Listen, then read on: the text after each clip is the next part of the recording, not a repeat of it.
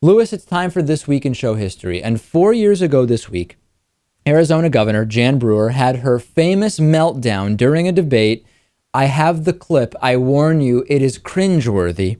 Take a look. We have done everything that we could possibly do.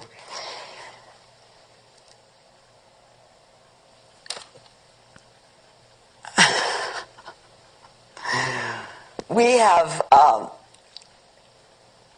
did what was right for Arizona. Immediately after the debate, she was confronted by a reporter who asked about her comments on decapitated immigrants in the Arizona desert. She ignored it and instead just cited a talking point. It didn't stop her from doing well in her gubernatorial re-election campaign, considering the number of completely incompetent politicians.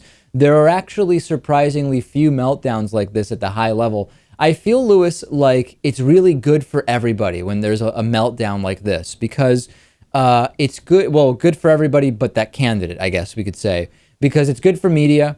It's good for people to get more engaged in politics because, you know, when we hear about like the rent is too damn high guy, remember that guy? People who don't normally care about politics start paying attention, and some fraction of them probably keep paying attention. And it's also good for the opponents of the candidate. So there's a lot of good that happens when somebody has a meltdown like this. Probably not that good for Jan Brewer, though. Well, you know, you look at Jan Brewer and you look at Sarah Palin, and unfortunately, there are a lot of people who, when they see their politician having a meltdown or being the victim of gotcha journalism. Right. Like being asked to name something they read. Yeah, there's another great meltdown. They feel sorry for them. They feel compassion for them. And I think in a lot of people, it reinforces their confidence in that politician for some ridiculous reason. There's also, of course, the Rick Perry meltdown during a presidential debate. Take a look at this. And I will tell you, it's 3 agencies of government when I get there that are gone.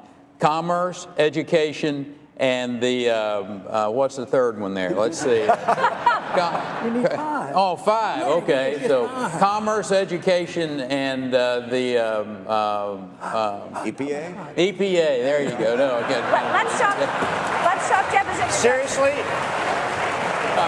Is EPA the one you were talking about? Or? No, sir. No, sir. We were talking about the agencies of government. EPA needs to be rebuilt. But There's no doubt about that. But you can't name the third one?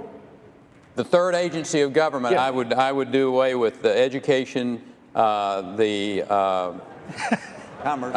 commerce, and let's see.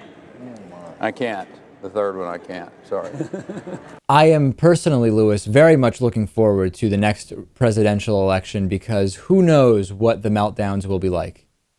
I can say with certitude that the meltdowns and video clips from presidential campaigns far outweigh any benefit from an actual presidential candidate, one you want in office or not. So I'm not even sure I understand what you're saying. You're saying that whoever's elected in the end doesn't make that much of a difference? Well, I'm saying that whoever ends up in the White House, the audio snippets and video clips and meltdowns we have from the campaign trail are just better than whoever is in the White House. I see. What happens during the election is better than the result of the election. Okay.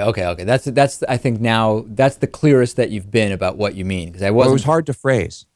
Yes, indeed.